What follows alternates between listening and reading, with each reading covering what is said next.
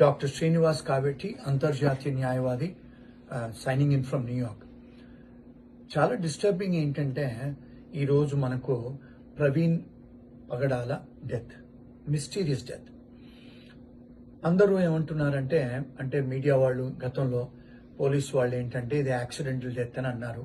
కానీ అక్కడ scene of accident చూస్తే అది యాక్సిడెంట్ డెత్ లాగా లేదు, అదొక మర్డర్ లాగా ఉంది. ఎందుకంటే వారు గతంలో చాలా మీడియాస్లలో తనకు డెత్ థ్రెట్స్ వస్తున్నాయని, రెండోది వారు నేను ఒంటరిగానే ట్రావెల్ చేస్తాను మోటార్ సైకిల్ మీద, నేను ఒక కామన్ మ్యాన్ లాగా తిరుగుతానని అందరికీ చెప్తా ఉంటారు వారు. అంటే ఈ సచ్ ఎ సింపుల్ మ్యాన్ అంత రాత్రి మోటార్ సైకిల్ మీద వెళ్తుంటే ఎవరో దుండగులు తనను చంపేశారు. ఎందుకు అక్కడ మనం సీన్ ఆఫ్ యాక్సిడెంట్ చూస్తే మేము అంటే మీడియాలో చూస్తున్నాం కదా, అందులో హెల్మెట్ సరిగ్గా ఉంది, ఇంటాక్ట్గా ఉంది, ఫేషియల్ ఇంజురీస్ ఉన్నాయి, ఎవరో గుండె మీద కొట్టినట్టు లేకపోతే గుద్దినట్టు చంపేసినట్టుగా ఉన్నాయి. మోటార్ సైకిల్కి ఎలాంటి డ్యామేజ్ అవ్వలేదు, అంటే ఓన్లీ ఒక హెడ్ లైట్ పలగటం తప్ప. అంత పెద్ద సీరియస్ యాక్సిడెంట్ అవుతే నార్మల్గా మోటార్ సైకిల్కి చాలా ఇంజురీ అవుద్ది, కానీ ఇక్కడ చూసుకుంటే అలాంటివి ఏం లేవు. రెండోది ఏంటంటే ఇప్పుడు పోస్ట్ మార్టం రిపోర్ట్ కూడా పబ్లిక్లో ఇంకా పెట్టలేదు. అంటే we don't know what is the causation of death. అంటే నేను ఆంధ్ర గవర్నమెంట్ చేసేది ఏంటి అంటే పోస్ట్ మార్టం రిపోర్ట్ని పబ్లిక్లో పెట్టండి, ఒకటి. రెండోది ఏంటంటే తెలంగాణ గవర్నమెంట్ నేను చేసేది ఏంటంటే please give some protection to the family of Praveen గారి ఫ్యామిలీ, కుటుంబానికి. అలాగే కాస్త ఫైనాన్షియల్ అసిస్టెన్స్ కూడా మీరు ఉన్నారు అని ఆమెకు చూపియండి. ఇప్పుడు గతంలో చూసుకుంటే ఇప్పుడు వేరే మత గురువులు ఎవరికైనా ఏదైనా ట్రబుల్స్ అవుతే అన్ని రాజకీయవేత్తలు, సీఎంలు, హోమ్ మినిస్టర్లు స్పందిస్తారు.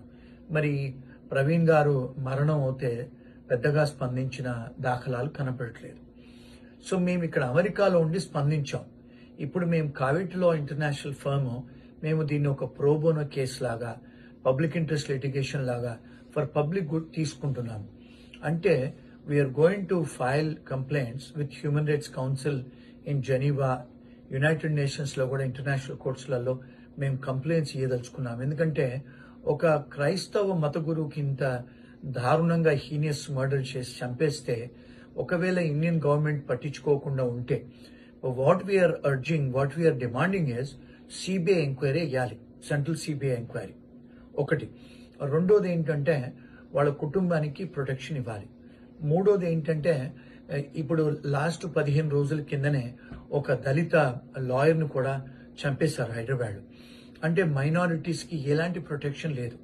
యునైటెడ్ నేషన్స్ వాళ్ళు ఫిబ్రవరిలో ఇంటర్ఫెయిత్ అంటే టాలరెన్స్ కింద ఒక 1 వీక్ వాళ్ళు ఇక్కడ ప్రపంచవ్యాప్తంగా మత గురువులంతా వచ్చి ఒక అవేర్నెస్ పెట్టి, అంటే టాలరెన్స్, రిలీజియస్ టాలరెన్స్ పెట్టారు.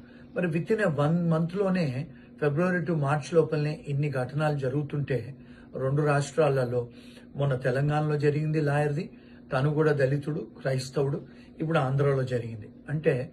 అంటే క్రైస్తవులకు, మత గురువులకు, దళితులకు ఎలాంటి ప్రొటెక్షన్ లేదా?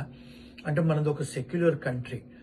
ఇంకొక విషయం ఏంటంటే we are going to fight for justice and JAC committee వేస్తున్నాము. ఎవరైతే ఇంట్రెస్టెడ్ అడ్వకేట్స్ ఉంటారో 2 రాష్ట్రాలలో, జర్నలిస్టులు, ఇంటలెక్చువల్స్ ఎవరైనా జాయిన్ కావాలనుకుంటే please get in touch with the JAC. So నేను నెక్స్ట్ వీక్ వస్తున్నాను ఇండియాకు, and we are going to file representations, we are going to file some public interest litigation. హైకోర్టులోను, సుప్రీంకోర్టులో ఫైల్ చేస్తాము. మేము డెఫినెట్గా ప్రవీణ్ కుటుంబానికి, ప్రవీణ్ గారికి న్యాయం చేకూర్చాలని ఆఖరి వరకు పోరాడతాము. దాని గురించే ఈరోజు మేము ఈ ప్రెస్ మీట్ పెట్టాము. So I'm coming next week.